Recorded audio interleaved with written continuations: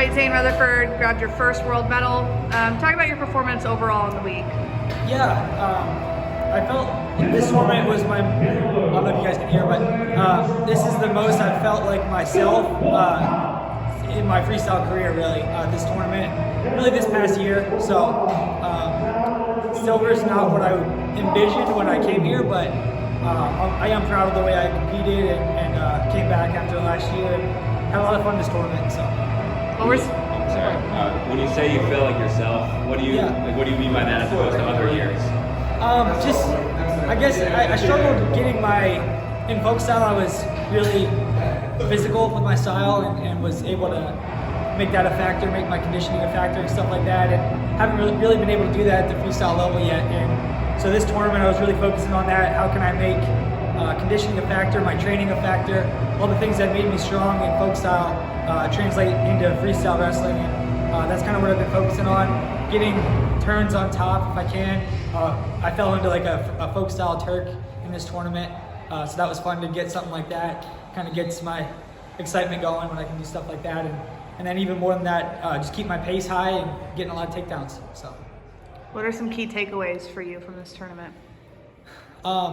This past year, I just have been focused on doing it for me, and so I'm really grateful to be here. And that's the main takeaway. When you're doing it for just because you want to, good things happen. And so I just want to carry that forward. Just doing it because I want to and enjoying the sport. So that's what I'm going to take from it. There's no other reason really to be doing it at this level. And I had a thought going through the tunnel. I'm like, you got to be kind of insane to be competing at this level, and maybe that makes me a little insane. So, but I love it. So it's great. A little insane. I guess, whatever. Talk about the finals match a little bit. I know it wasn't the outcome that you wanted. What did you feel? You were in on the leg. What did you feel in that position? And then kind of get caught in the legs. Just talk us through the match. Yeah, right away I felt that he was strong, and whatever.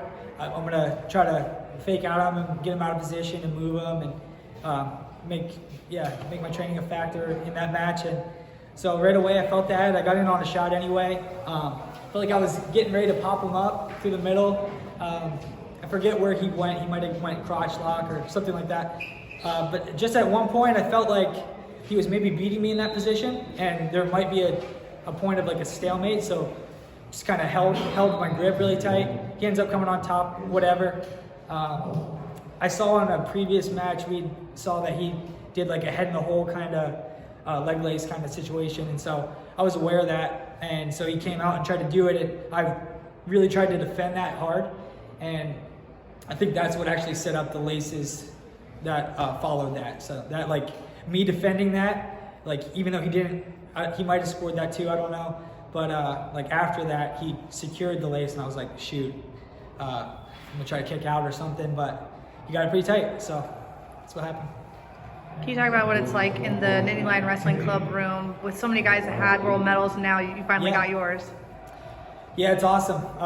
Just being in the room like elevates everything about you. So I'm grateful to have the camaraderie that we have at the NLWC, and it's growing, and it elevates everybody around the program. So it elevates even the spouses. You know, I think everyone's just a really, really good people at the NLWC, and I'm grateful to be a part of it.